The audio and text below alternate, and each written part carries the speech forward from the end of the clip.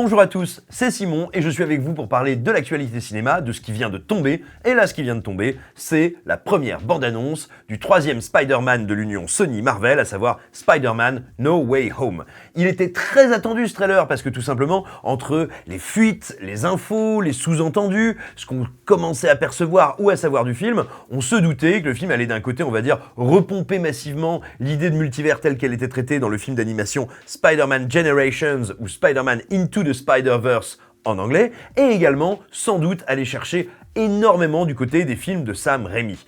Bref, pourquoi est-ce qu'on vous parle de ce trailer? C'est vrai, c'est assez rare qu'on décortique des bandes annonces sur écran large, pour plusieurs raisons. Déjà, plusieurs qu'on va expliciter au fil de cette vidéo, parce qu'il nous semble que ce film, possiblement, on va dire, va faire du pied, va rappeler d'autres œuvres super-héroïques qui ont été importantes, on estime, dans notre cinéphilie, mais aussi dans leur influence sur le cinéma de divertissement américain. Donc c'est un peu excitant d'aller voir ce qui se passe dans cette bande-annonce.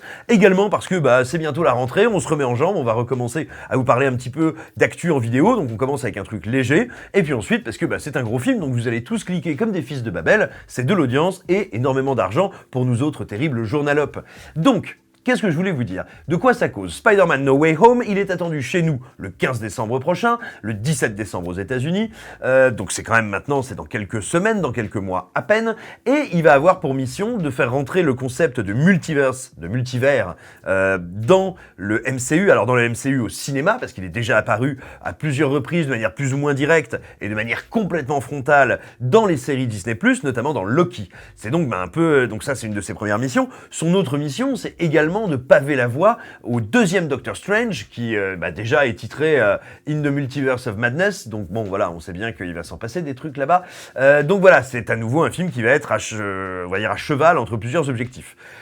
La bande-annonce est tombée, qu'est-ce qu'on peut en dire? On peut en dire des choses positives et des choses moins positives. Je vais commencer par les trucs que je trouve un peu éclatés au sol et ensuite on viendra à ce qui est... Oh, ce signe de la main était incroyable. Ensuite on viendra à ce qu'il y a de plus excitant dans le film. Qu'est-ce qui est un peu éclaté au sol?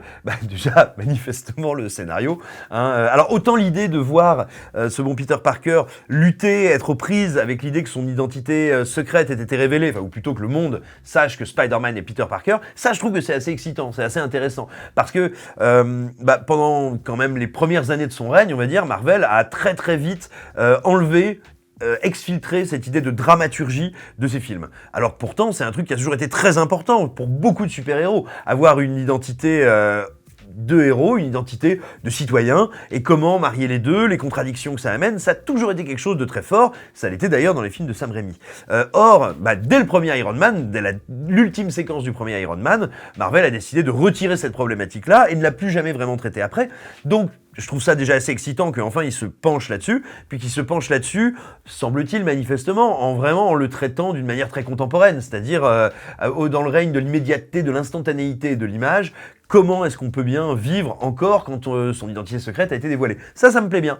Et puis juste après, ça devient la fête de la saucisse scénaristique, c'est-à-dire que le film semble se transformer en Spider-Balek zero fucks given, c'est-à-dire qu'en gros, Peter Parker va voir le Docteur Strange et il fait franchement, il n'y a pas moyen d'avoir un petit sort pour effacer ce qui s'est passé avant, ce qui au passage, est d'ailleurs un des trucs qu'on craignait un petit peu avec le multiverse, et on va dire, vu la propension de Marvel à refuser, ou plutôt à essayer de repousser, toujours de postponer les grands écueils dramaturgiques, voilà, c'est que tout simplement, ils disent, alors il s'est passé un truc énorme, on va faire comme le snap, on va l'effacer.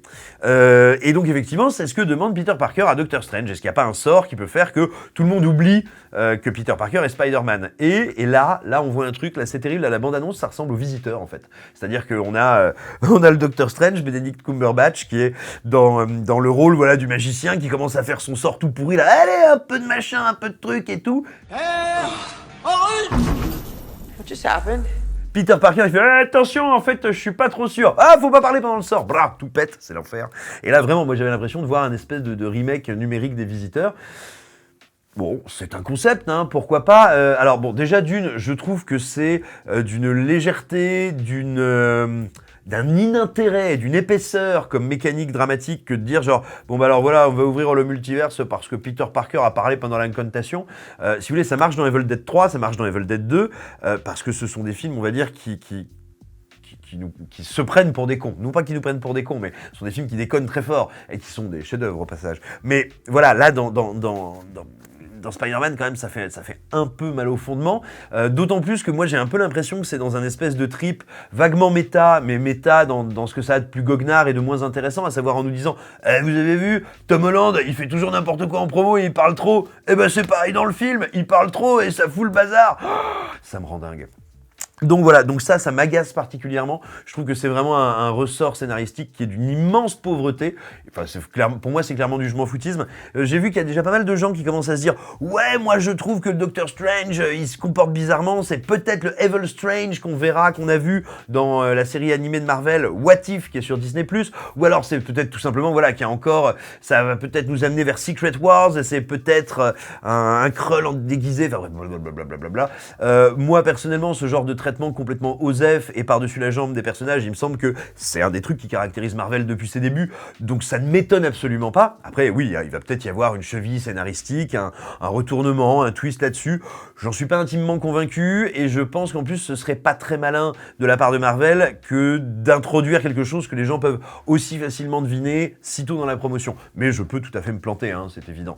Mais voilà, donc pour dire, le ressort scénaristique qui nous est amené dans cette bande-annonce me paraît absolument désolant, et vraiment, ouais, j'ai vraiment l'impression, moi, de voir le studio, de voir Disney qui me dit franchement, on n'en a rien à taper de ce qu'on raconte, on va juste essayer de vous mettre 2-3 bricoles que vous nous réclamez sur les réseaux sociaux depuis des années.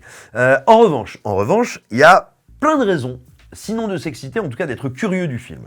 Vous le savez peut-être, traditionnellement, dans les films Marvel, ce ne sont les personnes qui sont indiquées comme réalisateurs ou réalisatrices ne sont pas les réalisateurs et les réalisatrices des scènes d'action. Tout simplement parce que Marvel fonctionne de manière industrielle, hein. L'idée, c'est quand même de dérouler du câble et d'avaler du billet vert, pas forcément de faire du grand cinéma. Donc il y a un metteur en scène qui va diriger tout simplement les dialogues, les scènes d'exposition, de transition. Et puis il y a une équipe dédiée aux scènes d'action qui assure comme ça, qui est, on va dire, une cohérence graphique, tonale, bref, dans les scènes d'action des Marvel. Mais alors là, ce qui est un peu plus excitant, a priori, hein, c'est encore John Watts qui réalise le film. Il y a fort à parier qu'il n'a pas eu beaucoup de choses à dire pour les scènes d'action. Moi, il y a deux choses. Déjà, on voit bien qu'à nouveau, dans ce qui nous est montré du trailer, on va aller du côté d'une influence qui vient un petit peu autant d'Inception que de ce qui avait été fait sur le premier Doctor Strange, que des tableaux du peintre Escher, qui sont assez fascinants architecturalement. Bref, c'est un truc qui est pas dégueulasse, c'était plutôt visuellement un des trucs les plus stimulants qui fait Marvel ces dernières années, donc je suis pas mécontent de retrouver ça. On voit également, évidemment, dans cette bande-annonce, le retour d'Alfred Molina en Docteur Octopus. On nous fait comprendre que, évidemment, le Bouffon Vert sera aussi de la partie. Alors, mine de rien, ça veut dire qu'on va aller chercher du côté du cinéma de Sam Raimi, qui avait réalisé la première trilogie au cinéma, trilogie qui avait, on va dire, eu un tel succès et été tellement adorée des spectateurs et des cinéphiles et de la presse que, littéralement, elle a bâti l'architecture sur laquelle, plus tard, le MCU s'est lui-même greffé. C'est-à-dire que c'est le cinéma de Raimi qui a mis en place comment on traite les origin stories, comment on met en scène le cinéma super-héroïque, comment on le met en scène, comment on le met en couleur, comment on le met en image. Et puis, tout simplement, il demeure aujourd'hui inégalé, toujours, en termes de spectacle, de chorégraphie et, on va dire, d'hybridation, d'alliage entre le pur spectacle, la pure dimension spectaculaire, mais le sens des actions des personnages et, on va dire, la manière dont tout ça est intriqué dans la mythologie. Donc, l'idée de se dire que tout d'un coup, la matière première d'inspiration, notamment pour les scènes d'action, ça va être d'une part le cinéma de Sam Raimi et d'une autre, parce que c'est quand même évident, le film d'animation qu'on mentionnait un peu plus tôt, Spider-Man Generations. Et écoutez, on se dit qu'à défaut d'être un grand moment de créativité et d'inspiration, ce long métrage-là, ce Spider-Man No Way Home, va peut-être, on va dire, se calquer sur des modèles qui peuvent être un peu stimulants et un peu excitants. Évidemment, le but à côté, c'est aussi de donner à Sony, on va dire, une espèce de palette scénaristique à la fin du film qui lui permettra de travailler ensuite avec Marvel, parce qu'on vous l'a déjà dit, on en a parlé plein de fois sur écran large, il y a plein de droits imbriqués, intriqués entre Sony et Marvel, enfin Sony et Disney. Donc, voilà, il y a quand même de quoi se dire, tiens, ça peut être un peu excitant. Là où aussi, moi, ça m'excite un petit peu, c'est que Sam Raimi, justement, le grand Sam Raimi, rejoint le MCU assez prochainement, vu que c'est lui qui va mettre en scène, sauf bien sûr si on lui fait le même triste coup qu'à Edgar Wright sur Ant-Man, c'est-à-dire s'il se fait virer. Mais bon, bref, c'est lui qui doit mettre en scène le prochain Doctor Strange in the Multiverse of Madness, et donc il est intéressant de voir dans quelle mesure le film va tenter de créer des ponts stylistiques avec la la caméra, avec la grammaire du cinéma de Rémy. Alors attention, Rémy étant un des plus grands cinéastes, un des plus grands cinéastes américains actuels, voilà, il faut pas rêver non plus. Évidemment, certainement pas. Puis on a horreur, nous, de survendre les films ou de faire croire qu'on est hypé par quelque chose qui ne nous hype pas. Néanmoins, il y a un vrai défi industriel pour Sony et pour Disney. Et je suis assez curieux, vraiment, sincèrement, de voir comment ils vont le relever. Est-ce que déjà, ils vont essayer de s'y atteler? Est-ce qu'ils vont se dire, tiens, à nous de nous mettre à la hauteur de ces modèles-là? J'en suis extrêmement curieux. Voilà, bah écoutez, moi j'ai pas grand chose de plus à dire sur ce trailer, donc je vais pas essayer de faire durer ça plus longtemps qu'il ne le faut. J'espère que ça vous aura plu. Évidemment, vous pouvez aller le regarder en intégralité sur écran large, vous pouvez aller lire nos merveilleuses analyses sur cette bande-annonce également sur écran large, vous pouvez aller lire aussi plein d'articles, regarder plein d'autres vidéos. D'ailleurs, si vous voulez regarder plein de vidéos, il y a un truc à faire, c'est par exemple, c'est vous abonner à la chaîne, c'est taper sur la cloche, c'est laisser un pouce, laisser un commentaire. N'hésitez pas également, si vous vous dites, tiens, comment aider la rédaction d'écran large? Ils sont mal habillés, ils ont du vernis pourri, il leur faut de l'argent. Vous avez raison, il nous faut de l'argent. Eh bien, il y a un lien en description de cette vidéo qui va vous expliquer comment nous rendre riches et comment faire de cet horrible merdia internationaliste une œuvre capitaliste de premier rang. Voilà, j'espère que vous allez bien, que la rentrée s'annonce au mieux pour vous. Je vous embrasse, je pense bien à vous, toute l'équipe aussi. Et puis voilà, et à bientôt.